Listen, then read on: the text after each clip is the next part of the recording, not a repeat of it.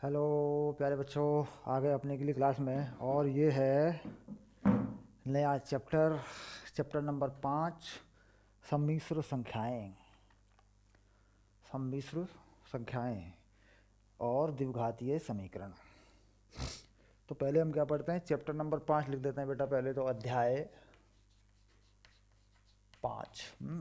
और सम्मिश्र संख्याएं, कॉम्प्लेक्स नंबर।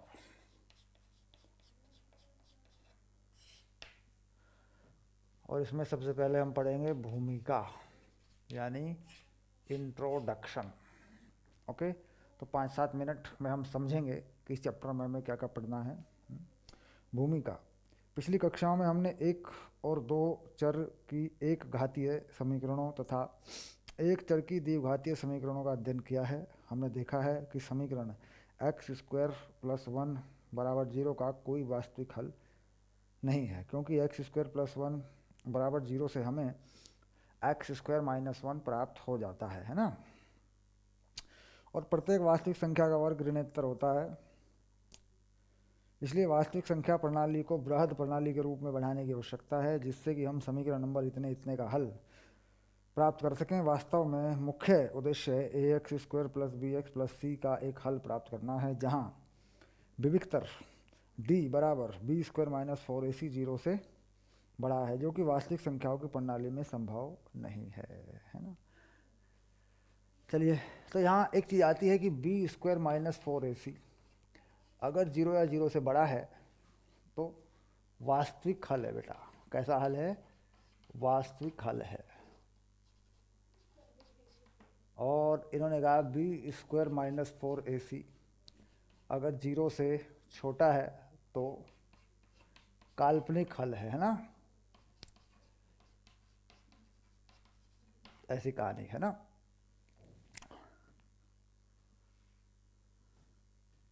तो यहाँ आके समस्या फंस जाती है, ये वाली जो चीज़ है, ये काल्पनिक हल है, इमेजिनरी सॉल्यूशन।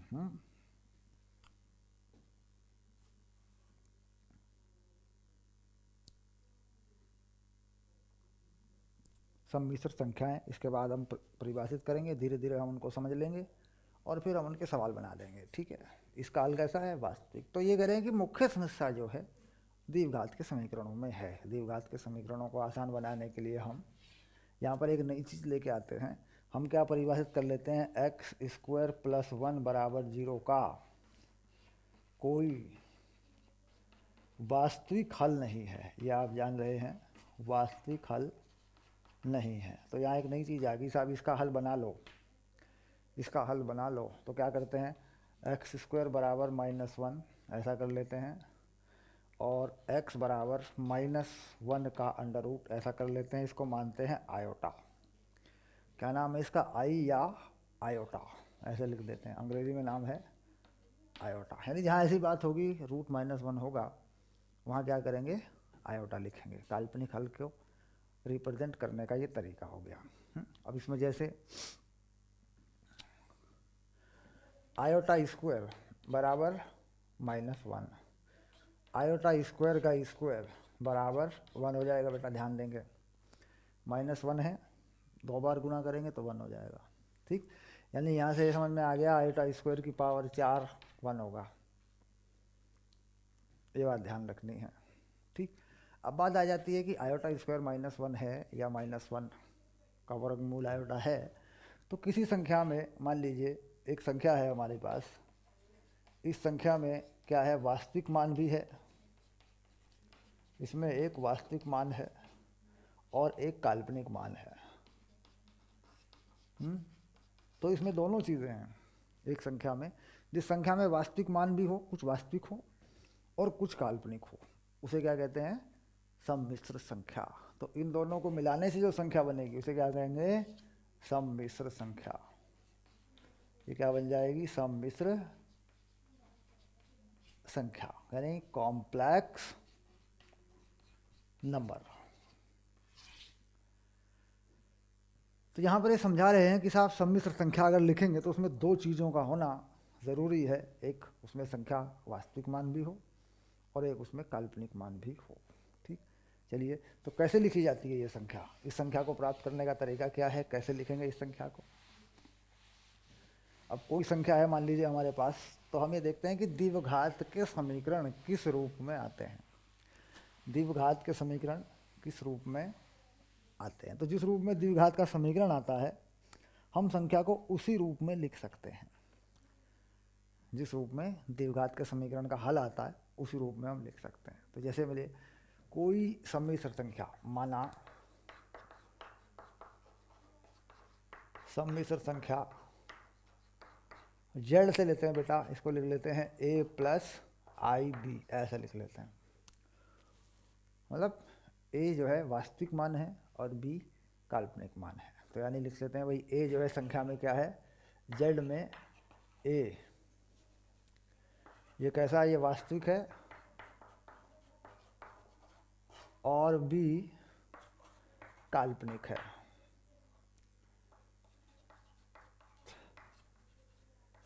ये वाली चीज है। अगर कोई संख्या केवल काल्पनिक हो तो उसे सम्मिश्र संख्या नहीं कहते। हमने जैसे कहा कि साहब एक संख्या है z बराबर 5 आयोटा, ये कैसी है, ये पूरी तरह काल्पनिक है बेटा। हमने कहा z बराबर 2, तो ये कैसी है, ये वास्तविक है। सम्मिश्र संख्या जो होगी उसमें एक हिस्सा वास्तविक होगा, एक हिस्सा काल्पनिक होगा, है ना, ऐसा होता है। अब बात करेंगे कि ये आती कहाँ से है, ऐसा क्यों होता है। तो जब किसी समीकरण के, द्विघात के समीकरण के मूल वास्तविक नहीं होते, वर्गमूल के अंदर विविक्तर का मान ऋणात्मक में आने लगता है, तब हम इसे इस फॉर्म में लिखते हैं। ठीक, शाबाश।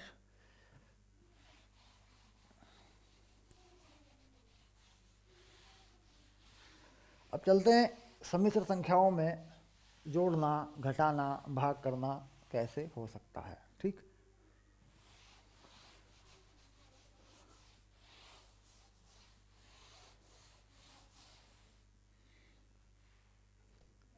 सम्मिश्र संख्या को बताने का तरीका, उसे रिप्रेजेंट करने का तरीका, ये सारी चीज़ें हम आगे पढ़ेंगे।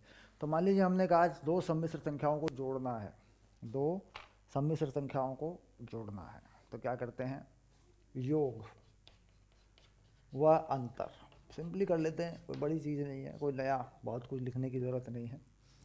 मान लीजिए हमारे दो सम्मिश्र संख्या हैं z1 a1 plus B I लिख लें बेटा, b1 i ऐसे लिख लें, z2 a2 plus b2 i ऐसे लिख लें। अगर जोड़ना है या घटाना है तो सबसे पहला नियम यही होता है, अगर मुझे z1 प्लस z2 करना है तो वास्तविक में वास्तविक जोड़ेंगे a1 प्लस a2, और काल्पनिक में काल्पनिक जोड़ेंगे b1 प्लस b2 और आयोटा, ऐसा। यही कहानी घटाने में होती है, z1 minus z2, a1 minus a2, ये वास्तविक हो गया, b1 माइनस b2 और ये काल्पनिक हो गया। बहुत आसान चैप्टर है, बहुत बढ़िया चैप्टर है। गुणा करने में क्या करते हैं, अगर गुणा कर दें, गुणा या गुणन ऐसे लिख देते हैं ना, गुणन ऐसे लिख दिया, गुणन मल्टीप्लीकेशन, तो z1 और z2 ऐसे बनाते हैं, तो a1 प्लस b1 i है ना, b1 आयोटा और a2 प्लस b2 आयोटा। अब गुणा करके ब्रैकेट खोलेंगे, सिंपली गुणा का ब्रैकेट खोल देंगे, है ना। तो क्या करेंगे, ब्रैकेट में गुणा करने का मतलब हो गया a1 a2 plus a1 b2 iota, a2 b1 iota और प्लस b1 b2 आयोटा का स्क्वायर, ऐसा हो गया। आयोटा का स्क्वायर कितना होता है, आयोटा का स्क्वायर होता है -1, तो यहाँ पे क्या लिख देंगे, -1 लिख देंगे, तो ये भाग वास्तविक हो जाएगा, यानी ये -1 बन जाएगा, तो यहाँ आ जाएगा a1 a2 minus b1 b2, ये वास्तविक वाला भाग हो गया। अब देखो यहाँ आयोटा है, यहाँ आयोटा है, कॉमन ले लेंगे आयोटा, तो क्या हो गया a1 b2 plus a2 b1, ये भाग कैसा हो गया, काल्पनिक हो गया। गुणा हुई तो भाग भी हो जाएगी, अगर गुणा हुई तो भाग भी हो जाएगी। भाग करने में क्या होगा, भाग करने में ऊपर नीचे आयोटा बनेंगे, नीचे का आयोटा हटा लेंगे, भाग करने में भी हो जाएगा। अब देखो भाग करते हैं, है ना, भाग फल ऐसा लिखते हैं। अगर भाग करते हैं, गुणा भाग के नियम है, तो मान लेते हैं Z1 बाई Z2 ऐसा लिख लेते हैं। तो A1 प्लस आई B1 A2 प्लस आई B2 ऐसे लिख लो बेटा। आई B2 लिख लो या BI2 लिख लो, फर्क नहीं पड़ता, दोनों चीज़ें सही हैं, चल जाती हैं दोनों चीज़ें। अब देखो नीचे A2 ये है, तो इसको नीचे से हटाना चाह रहे हैं ना, तो इसका माइनस लगा के गुणा कर देते हैं बेटा। देखो A2 प्लस B2I माइनस लगा के ना, माइनस ऐसे, और A2 माइनस B2I, देखो ये हटा लिया, ऊपर नीचे इसके माइनस से गुणा कर दी।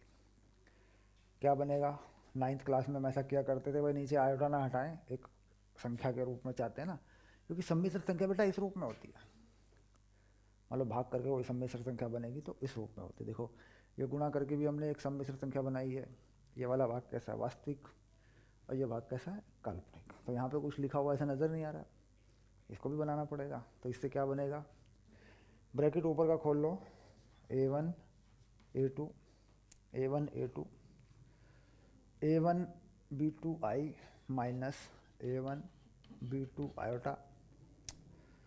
तो बेटा A1 की गुणा तो हो गई, अब minus plus plus plus B1 A2 iota, और आई बी यानी बेटा प्लस का बी स्क्वायर, क्योंकि प्लस माइनस क्या होंगे, देखो माइनस होंगे, आयोटा का स्क्वायर होगा तो प्लस हो जाएगा। ये आ गया B1 B2 बेटा, बी स्क्वायर लिख दिया ना, हाँ B1 B2 ऐसा हो गया। नीचे देख लें एक बार, इसका स्क्वायर देखो A plus B A minus B का गुणनखंड है, तो नीचे हो जाएगा A2 का स्क्वायर प्लस B2 का स्क्वायर, नहीं A1 A2 अलग अलग है ना बेटा ये नंबर, A2 का स्क्वायर प्लस B2 का स्क्वायर, सही है, A2 का स्क्वायर प्लस B2 का स्क्वायर ऐसा हो जाएगा, A2 IB2 A2 IB2, यहाँ प्लस ये माइनस, तो ये वो वाला गुणनखंड नहीं है x plus Y X minus Y वाला ना, ये लग गया। अब यहाँ इसको देखा सीख करके लिखना चाहते हो तो लिख लो, एक लाइन में और आ जाएगा ये, एक बार देख लें कहाँ क्या हो रहा है, फिर सवाल कर लेंगे सीधे, है ना। हाँ, तो ये वाला हिस्सा काल्पनिक नहीं वास्तविक हो गया, तो ये आ गया Z1 बटे Z2 A1 A2 plus B1 B2, ये वास्तविक वाला भाग आ गया बेटा, प्लस आयोटा, आयोटा के साथ में क्या आ रहा है, B1 A2 और minus A1 B2, B1 A2 minus A1 B2, है ना, देखो ऐसा आ गया, ऐसे अपॉन में क्या आ रहा है, पूरे में ये आ रहा है A2 B2 का होल स्क्वायर, A2 B2 का स्क्वायर है ना, A2 B2 स्क्वायर, ये आ गया। तो अब साफ दिख रहा है कि ये जो हिस्सा है बेटा, ये वास्तविक है, और ये हिस्सा कैसा है, काल्पनिक है। तो यानी सम्मिश्र संख्या के रूप में आगे। तो भाग करने में क्या ध्यान रखना पड़ेगा, भाग करने में ऐसे बहुत से सवाल आएंगे हमारे पास, हमें यहाँ कुछ करना पड़ेगा नीचे, मतलब जिसे कहते हैं ना बर्मेईकरण करना, रेशनलाइजेशन करना, तो उल्टा निशान लगा के गुणा करके हटा देना पड़ेगा नीचे से आयोटा को, हाँ, शाबाश। चलिए आगे बढ़ते हैं थोड़ा सा, और अब सवाल करते हैं। अब देखते हैं कैसे कैसे सवाल हैं और क्या क्या जानकारियाँ हमें दी जा रही हैं। छोटी छोटी बेसिक जानकारी इसमें इतनी है, आगे ज़रूरत पड़ेगी फिर और करेंगे। तो जब कोई क्वेश्चन आएगा, कोई टेक्निक आएगी, तब आगे बढ़ जाएंगे। सिंपल सा गणित है ये, कोई झंझट नहीं है इसमें, फटाफट फटाफट हो जाएगा और बहुत काम आता है, मतलब काम आने वाली चीज़ें गणित में बहुत यूज बहुत किया जाता है जगह जगह पर परेशानी कुछ नहीं है सिंपल वाला मामला।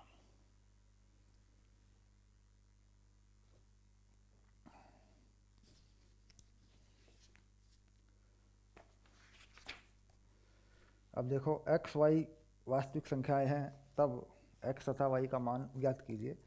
तो पहला उदाहरण ले लेते हैं, उदाहरण नंबर 1, और हल करना शुरू करते हैं बेटा। किताब को हल करते हैं ऐसे, 4x plus iota 3x minus Y बराबर 3 प्लस आयोटा माइनस 6 ये वाला है। एक्स वाई के मान ज्ञात कीजिए। क्या पूछ रहे हैं? एक्स वाई के मान ज्ञात कीजिए। तो वास्तविक जो भाग है, ये देखो, ये वास्तविक भाग है ये वाला। तो कितना हो गया? 4x बराबर 3, x बराबर 3/4, मतलब वास्तविक भाग बराबर कर देंगे। कोई सम्मिश्र संख्या बराबर है, इसका मतलब होगा कि वास्तविक भाग उसके बराबर हैं, एक जैसे हैं, और काल्पनिक भाग के बराबर है। अब यहाँ है आयोटा में 3x माइनस वाई, यहाँ -6 है, तो 3x माइनस वाई -6, तो x का मान बेटा यहाँ लिख लेंगे 3/4 माइनस वाई बराबर -6, तो ये हो गया 9/4 प्लस 6 बराबर वाई, तो 6 चौक 24 और 9 35, 33/4 बराबर वाई। लो बेटा दोनों आंसर आ गए, ये भैया, ठीक है। सम्मिश्र संख्याओं का जोड़ना, घटाना, योगात्मक प्रतिलोम ज्ञात करना या उसका अस्तित्व ज्ञात करना, ये सब सिंपल सी चीज़ें हैं। जोड़ोगे तो जोड़ने के सिंपल से नियम है, साहचर्य नियम है। Z1 + Z2 + Z3 इकट्ठा जोड़ लें, दोनों को अलग अलग जोड़ लें, उत्तर वही आएगा, है ना। क्रम विनिमय नियम है, उल्टा करके बदल के जोड़ लें तब भी वही आएगा। संवर्ग नियम है ना। सम्मिश्र संख्या Z1 Z2 के लिए Z1 + Z2 एक सम्मिश्र संख्या है, यानी अगर Z1 Z2 सम्मिश्र संख्याएं हैं, उनको जोड़ेंगे तो एक सम्मिश्र संख्या मानी जाती है, बनाई जाती है, ठीक है। चलिए, नहीं जोड़ेंगे, घटाएंगे, भाग करेंगे जो भी, तो वो जो संख्या बनती है सामान्यतया हम उसको सम्मिश्र संख्या ही कहते हैं। लेकिन हमेशा नहीं होता। जैसे मान लिया मैंने कहा Z1 + Z2, ये दोनों क्या है? सम्मिश्र संख्या है। अब मैंने Z1 को मान लिया 3 + 2i है, और Z2 को मान लिया 3 - 2i, तो बेटा ये तो 6 हो गया। संख्या 6 जो है वास्तविक संख्या है लेकिन परिभाषा लिखने में ये होता है कि Z1 Z2 अगर सम्मिश्र संख्या है तो कोई Z3 भी सम्मिश्र संख्या ही होगी, है ना। ये नियम है, लिखने का तरीका है, हमेशा नहीं है। अगर हम इस रूल को उल्टा करना चाहें तो कर देंगे। देखो कर दिया मैंने भाई, ये सम्मिश्र संख्या है Z1, ये क्या है Z2, तो ये कहाँ है Z, वास्तविक है। और अगर यहाँ पे उल्टा लिख दूँ -3 + 2i +3 + 2i बराबर 4i, नहीं होगा बेटा, देखिए ये इससे कट गया, तो ये क्या है? काल्पनिक संख्या है लेकिन लिखते क्या है, परिभाषा क्या कहती है, लिखते क्या है कि भाई दो सम्मिश्र संख्याओं में जो भी गणितीय परिवर्तन होंगे, जो भी संक्रियाएं होंगी या चेंज होंगे, जोड़ना, घटाना, भाग करना, तो मिलेगी संख्या कैसी? नॉर्मली, सामान्यतया वह सम्मिश्र संख्या ही होगी। हालांकि इस नियम को तोड़ा जा सकता है कि वह नहीं, वास्तविक भी हो सकती है, काल्पनिक भी हो सकती है। किसी किसी क्वेश्चन में ऐसा, कहीं कहीं ऐसा कर सकते हैं, लेकिन नॉर्मली वह सम्मिश्र संख्या ही होगी, है ना। शाबाश। चलिए, गुणा की बात आ गई। अंतर हो गया, गुणा हो गया। गुणा पे भी सारे नियम हैं, भागफल में भी मैंने बताया भाग करके आपको कैसे करना है। आई की घात 4 1 होता है, आई की घात 2 -1 होता है। इन सब चीज़ों की ज़रूरत पड़ेगी तो ये भी देख लेंगे हम। शाबाश। अब आगे चलते हैं बच्चों, धीरे धीरे। कुछ नियम हैं, तत्समक हैं। Z1 + Z2 का स्क्वायर करेंगे तो रूल लागू हो जाएगा, पूर्ण वर्ग वाला। Z1 का स्क्वायर Z2 का स्क्वायर 2Z1 Z2 काम कर देगा। करके देख सकते हैं, कोई करके भी देख सकते हैं, पर नॉट वेस्टिंग ऑफ टाइम, कोई पूछ नहीं रहा, ठीक। करते रहो, पूर्ण वर्ग मिलाते रहो, सब फ़ायदा नहीं है। आगे चलेंगे, कोर्स पूरा करना है बेटा, पढ़ाई पूरी करनी है, चैप्टर को भी पूरा करना है, सवाल करने हैं सारे, तो जहाँ ज़रूरत पड़ेगी वहाँ एक्सप्लेन करेंगे हर जगह नहीं। फार्मूला लिख दिया बस, ठीक है, काम करेगा।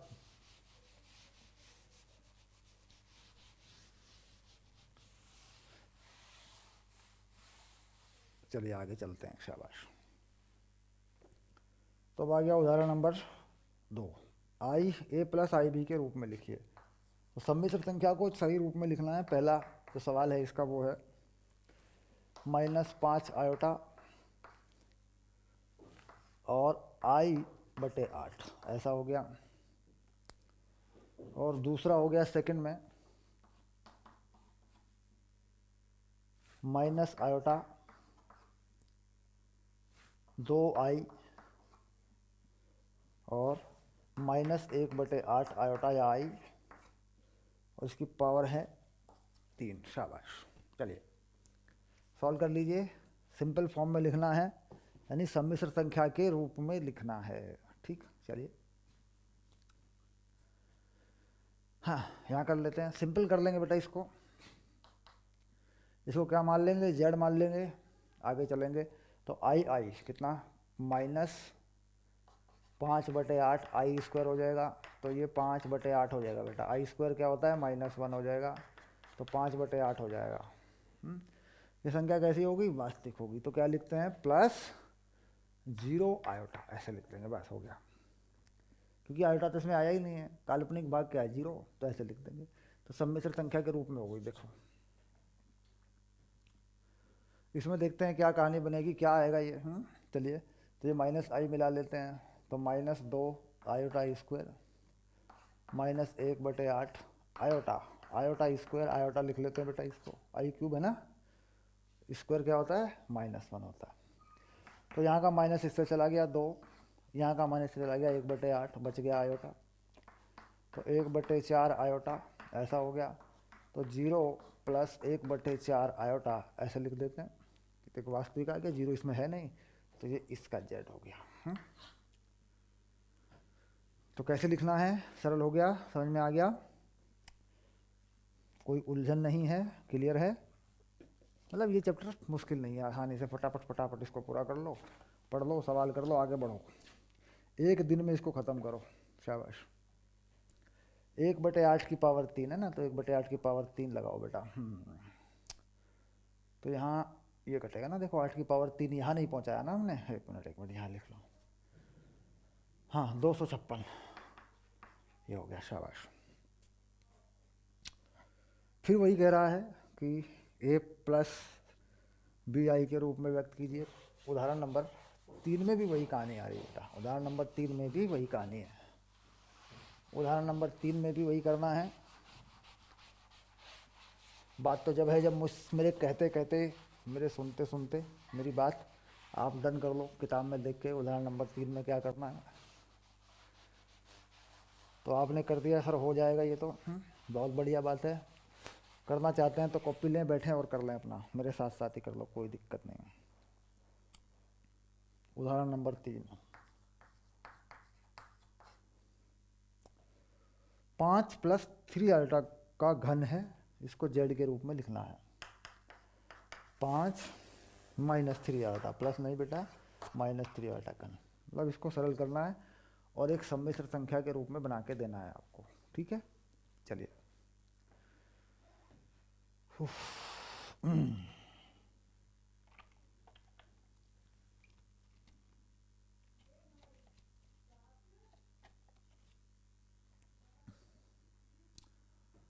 चलिए आगे बढ़ते हैं। तो क्या करेंगे, a³ b³ वाला फंडा लगा लो।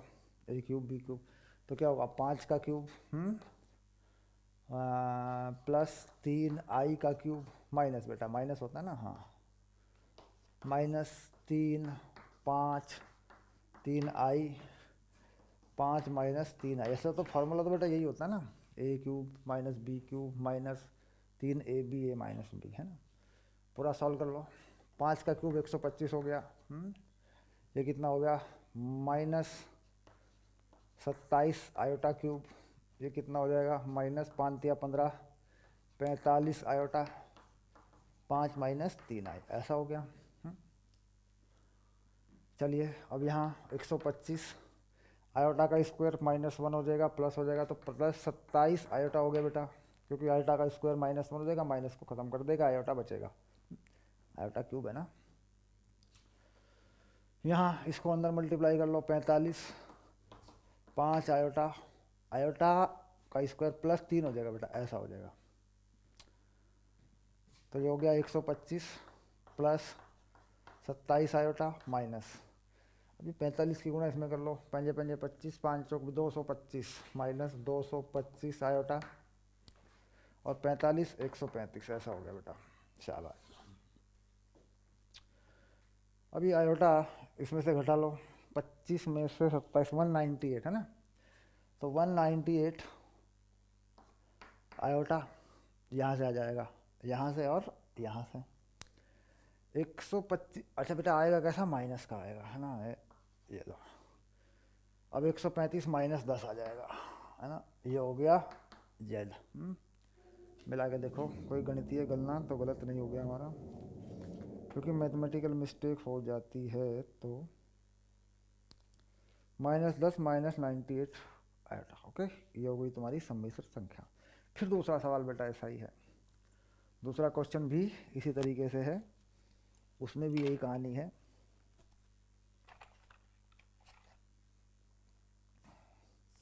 अगला उदाहरण भी ऐसा ही है, देखो एक बार जरा नज़र मारो अगले एग्जाम्पल पे क्या करना है। उदाहरण नंबर 3 था 4, उदाहरण नंबर 4, शाबाश। इसमें भी यही करना है, माइनस वर्गमूल 3 और प्लस -2 वर्गमूल के अंदर ब्रैकेट, गुणा करने हैं 2 वर्गमूल 3 माइनस आयोटा। मतलब इसको भी सरल करना है और एक सम्मिश्र संख्या के रूप में लिखना है, शाबाश। चलिए, तो यहाँ का जो माइनस है इसका कुछ करने की ज़रूरत नहीं है, इसको आयोटा में बदल लो। तो माइनस वर्गमूल 3 प्लस ये हो जाएगा 2 आयोटा, ऐसे लिख सकते हैं ना बेटा, -1 है ना वर्गमूल में, और ये 2 वर्गमूल 3 माइनस आयोटा।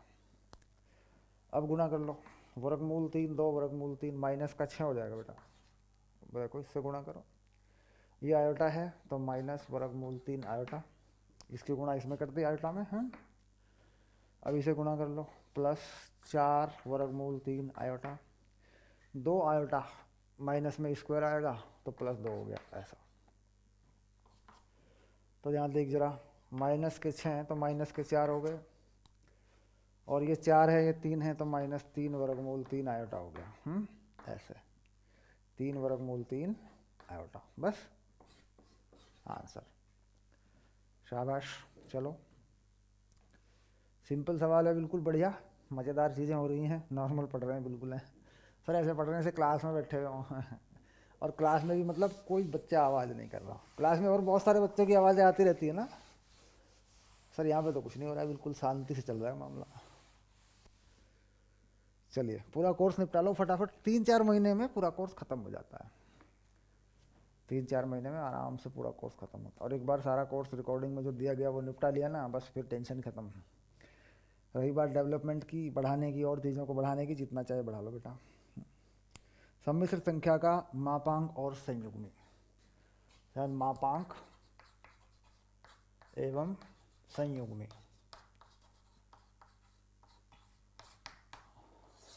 संयुग्मी यानी मॉडुलस एंड कॉन्जुगेट, इसे बोलते हैं बेटा कॉन्जुगेट, शाबाश। कैसा होता है मापांक, कैसे निकालेंगे, संयुग्मी कैसे निकलेगा, मापांक और संयुग्मी।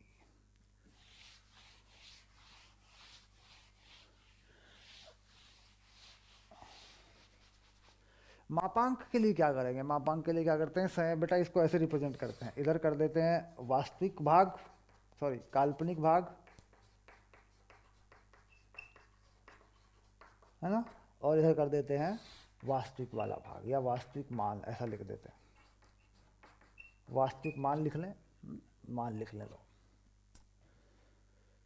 तो मान लीजिए हमारे पास एक संख्या z a + ib है, तो इसका b वाला जो हिस्सा है बेटा इधर लिखते हैं, ये वाली चीज़ क्या बनाते हैं, b बना देते हैं ऐसे, और वास्तविक क्या है, a है, तो इस वाली चीज़ को a बना देते हैं ऐसे। और यहाँ थोड़ा सा निर्देशांक ज्यामिति की तरह, कोऑर्डिनेट ज्योमेट्री की तरह यहाँ ले जाते हैं और इसको संख्या को अपन z बना देते हैं। ये संख्या क्या है, z है, और इसमें तीर का निशान लगाएं ना लगाएं, तीर भी लगा देते हैं ऐसे, तो इसका मतलब ये नहीं है कि ये कोई वेक्टर है, ये वेक्टर कुछ नहीं है, बस एक तरीका है उस तरीके से बनाने का। और इधर मान लीजिए x एक्सिस है, इधर y एक्सिस है, नहीं ऐसा कुछ भी नहीं है, रख सकते हैं, x y एक्सिस वाला भी कोई मामला नहीं है इसमें, है ना, बस ये है कि दो लंबवत अक्ष हैं।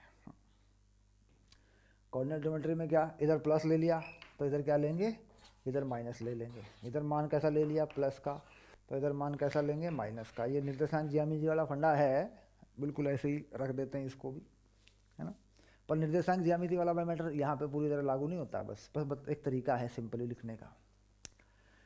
अब ये मान लीजिए जेड हो गया हमारे पास, तो जेड कितना होगा, जेड की वैल्यू कितनी होगी, परिमाण कितना होगा, उसे लिखते हैं जेड मापांक।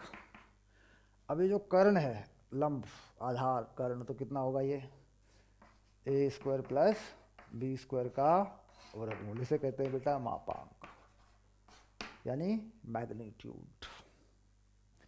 अब आया संयुग्मी। संयुग्मी क्या होता है, जेड का संयुग्मी है, इसे कहते हैं जेड, ऐसे लगाते हैं उसके ऊपर बार, ये होता है ए माइनस आई बी, मतलब प्लस की जगह माइनस कर दें बस। ए प्लस आई बी है तो उसका संयुग्मी ए माइनस आई बी होगा। आई वाला जो नंबर होता है उसका ये निशान बदल देते हैं, इसे कहते हैं संयुग्मी। देखो मान लीजिए इस बात को क्लियर हो गया, खैर ये वाली चीज़। अब क्या, मान लो जेड है, ये है -3 + 2 आएगा, इसका संयुग्मी क्या होगा -3 - 2 आएगा, ये होगा बेटा। तो आयटा वाले चीज़ को बदलना है और बाहर पूरे के कोई माइनस ना हो। अब देखो जैसे जैसे हमने कहा जेड -3 आयोटा + 2y, ऐसा है ना। अब मान लो थोड़ी देर के लिए यहाँ ब्रैकेट लगा दूँ ऐसे, ये कर दिया मैंने, तो कंफ्यूज नहीं होना है, पहले इस माइनस को हटाना है। तो क्या करें, जेड को बना लें सही फॉर्म में, -3 आयोटा -2 आयोटा नहीं 2 लिख लेते हैं, ठीक है। फिर उस फॉर्म में लिखने इसमें होना चाहिए -2 -3 आयोटा, ऐसा हो गया देख बेटा, है ना भाई। पहले ये माइनस ब्रैकेट वाला अंदर ले गए तो कितना होगा, दोनों को माइनस कर देगा। फिर वास्तविक भाग पहले लिखा, बाद में काल्पनिक लिखा। फिर जब संयुग्म में लिखेंगे बच्चों तो आयोटा वाले नंबर को बदल देंगे, -2 यहाँ का निशान बदल देंगे, +3 आयोटा, ये हो गया। अच्छा अब इसमें देखते हैं भाई संयुग्मी के साथ अगर गुणा कर दें तो क्या मिलेगा, संयुग्मी के साथ अगर गुणा कर लें तो क्या मिलेगा, ठीक। अच्छा एक चीज़ और होती है, एक चीज़ और बता दें यहाँ पे, जितना कोण यहाँ बनता है इस वाले एक्सिस से, ये थीटा, इसे क्या कहते हैं, इसे कहते हैं कोणांक। क्या कहते हैं इसको, कोणांक। कोणांक का क्या निकाल सकते हैं, tan थीटा, क्या होता है बेटा b/a, ये बाद में आगे आएगा, अभी पढ़ लो। कोणांक कहते हैं इसको, यानी इस वास्तविक दिशा में मान लीजिए x अक्ष माना हुआ है अपने मन में हमने, वहाँ से कितना कोण बनता है ना, तो इसे कहते हैं कोणांक। मतलब धन दिशा से, धन दिशा से कोणांक जो कोण बनता है उसे कोणांक कहते हैं। कोणांक किस में निकलता है, tan में कोण, शाबाश, tan में आसानी से मिल जाता है तुम्हें। चलिए अब दूसरी चीज आ गई, यहाँ से नीचे लिख लेते हैं बेटा। अब अगर सम्मिश्र संख्या को उसके संयुग्मी से गुणा कर दें, यानी z और z में गुणा कर दें ऐसे, तो क्या मिलेगा बेटा, z क्या है a + i बीटा, और z बार यानी संयुग्मी क्या है a - i बीटा, इसे बार बोल देते हैं, z के ऊपर लगा हुआ है बार, है ना। तो अब ये हो गया a² + b² आ जाएगा, देख a + b a - b है, माइनस आयोटा का स्क्वायर क्या होता है 1 होता है, तो प्लस का हो जाएगा ना। तो ये क्या बन गया, ये मिल गया mod z का स्क्वायर। तो यानी संयुग्मी से गुणा कर दूं तो क्या मिलेगा, z के मापांक का वर्ग मिल जाता है। सिंपल सी चीज़ है, मतलब करके देखना है बस, भूलोगे नहीं, कर करके देखना है और कुछ नहीं। एक बार लिख के देख लिया फाइनल याद हो जाएगा।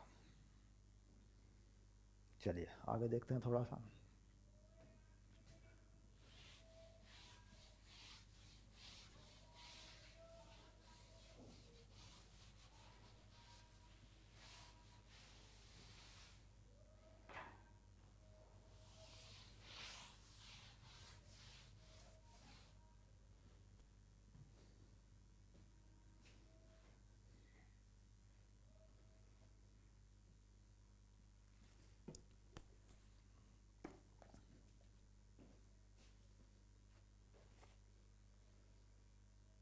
अब आया गुणात्मक प्रतिलोम।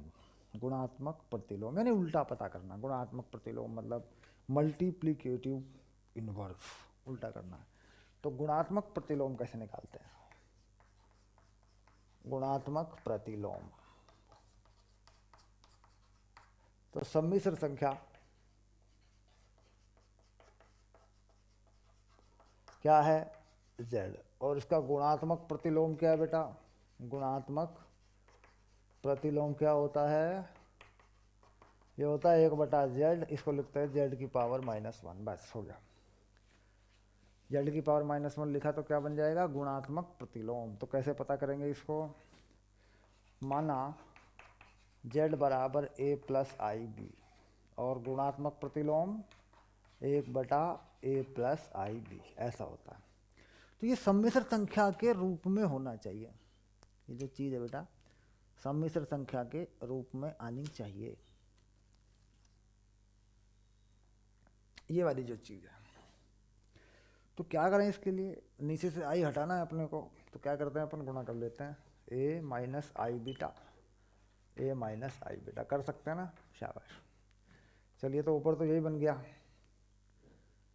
a माइनस आई बी और नीचे a square plus B square, ऐसा हो गया, ऐसा हो गया। देख, अब अलग अलग कर लेते हैं a, और ये क्या है? a square plus B square. इसको क्या लिख सकते हैं बाद में? इसे लिख सकते हैं z का स्क्वायर। तो अलग अलग कर लो पहले। a square plus B square minus i B upon A square plus B square. तो बेटा ये भी देखिए एक सम्मिश्र संख्या के रूप में आ गया। अच्छा, यहाँ एक चीज़ और लिख सकते हैं, है? क्या? z, ये क्या है? z का कॉन्जुगेट है, तो z का कॉन्जुगेट नीचे z मापांक का वर्ग। ये तरीका होता है। देख, z मापांक का वर्ग है कि नहीं? A square plus B square, simple.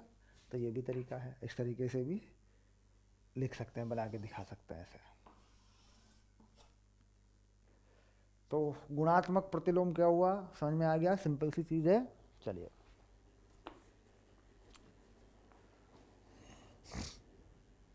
आगे बढ़ते हैं, देखते हैं क्या करना है बच्चों। अगला सवाल देखेंगे एक बार। उदाहरण दिया हुआ है, बहुत ही बढ़िया। मतलब ये चैप्टर बहुत ही बढ़िया है, समझने के लायक है और समझ में आने वाला है। थोड़ा सा इसमें निर्देशांक ज्यामिति का कहीं कहीं पे टच हो जाता है बस, और थोड़ा थोड़ा त्रिकोणमिति का भी होता है। त्रिकोणमिति जो बेसिक हमने पढ़ी थी उसका थोड़ा थोड़ा सा टच हो जाएगा बेटा। ज्यामिति का कुल मिला के थोड़ा थोड़ा टच है, त्रिकोणमिति ज्यामिति, है ना? बाकी बढ़िया चैप्टर है।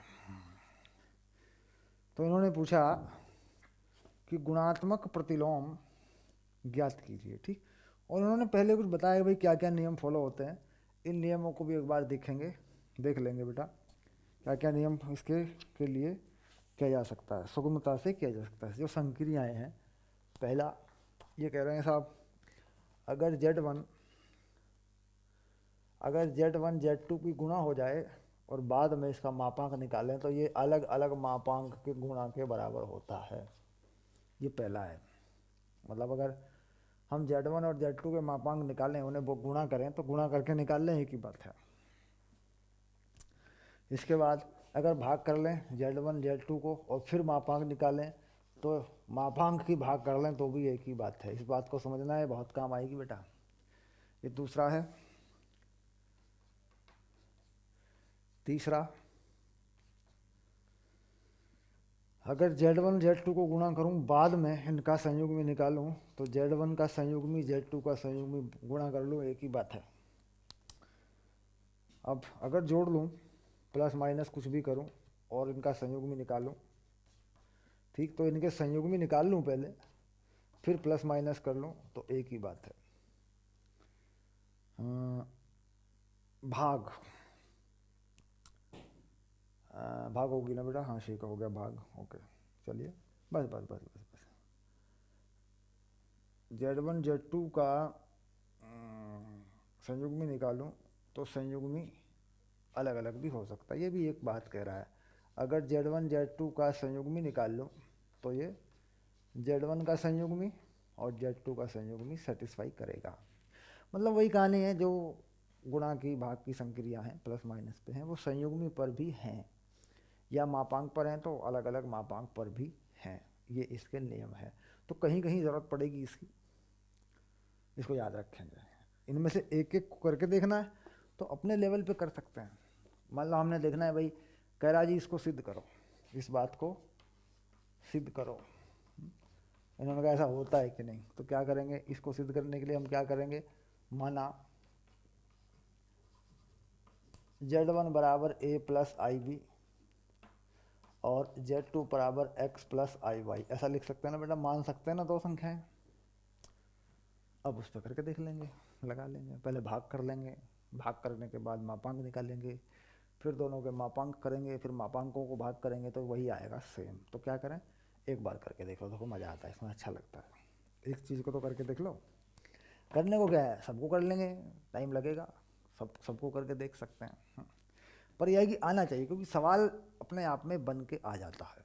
एक सवाल आ जाता है कि साहब सिद्ध कीजिए ऐसा है, या सिद्ध कीजिए ऐसा है। ठीक, तो एक को कर लेते हैं, इस वाले को पकड़ लेते हैं, देखो इस वाले को, है ना।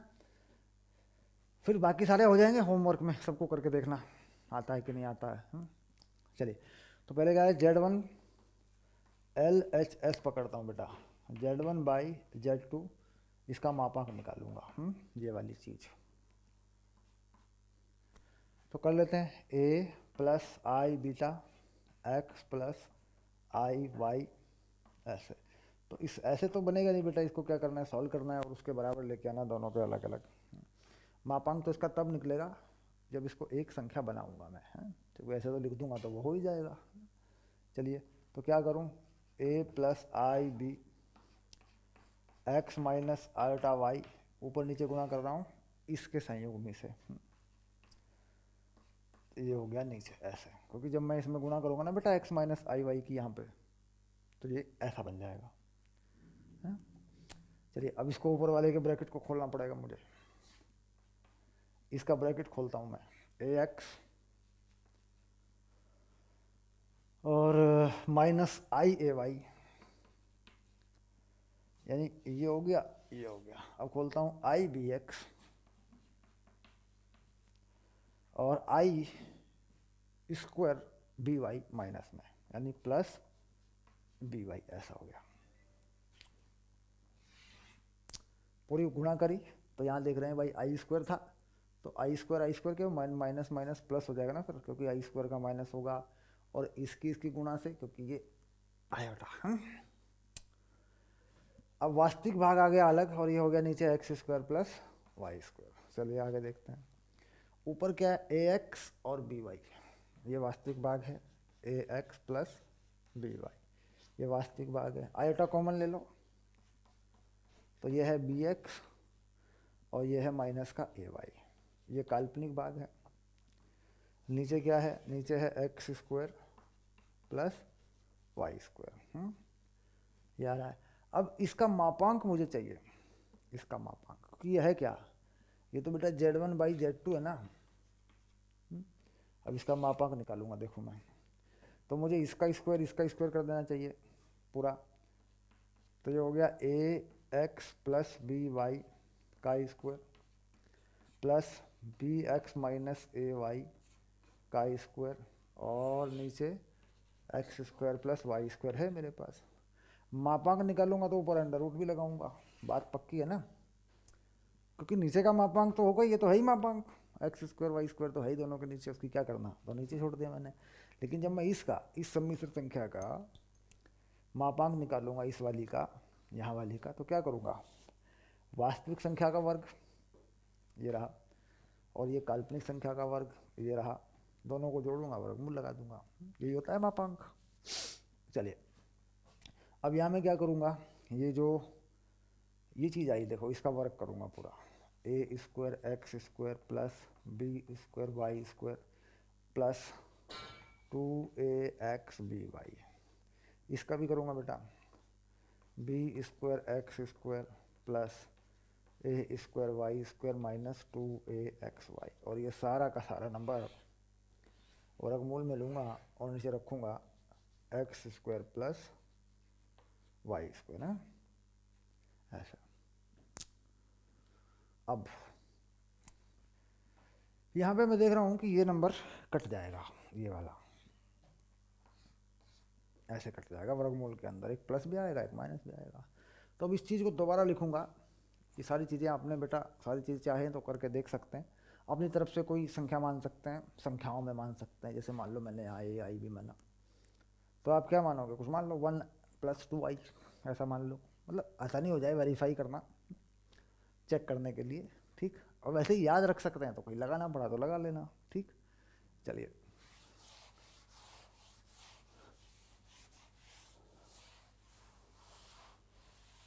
ओके। तो हम पहुंच रहे हैं a² x² + b² y², a² x² + b² y², और ये हो गया b² x² + a² y², b² x² + a² y², और इसके पूरे पे वर्गमूल है, और इसके नीचे है x² + y²। सिंपल।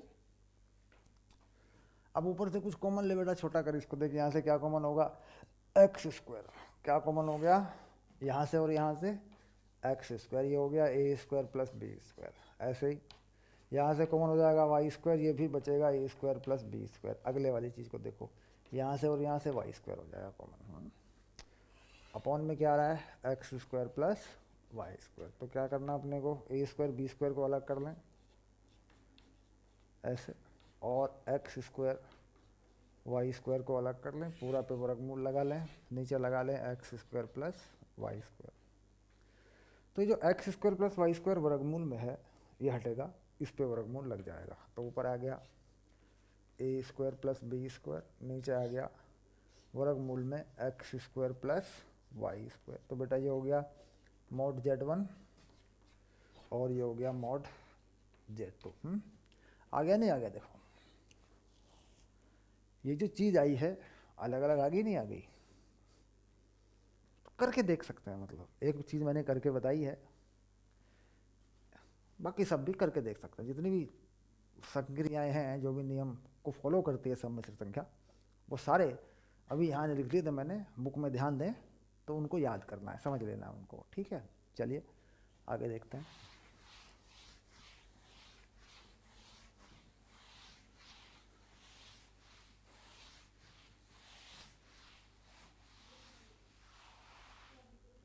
शाबाश, आगे चलिए।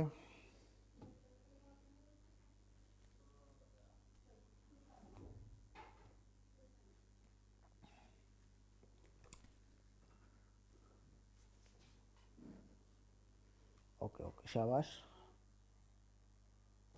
नेक्स्ट लेक्चर में आते हैं बेटा।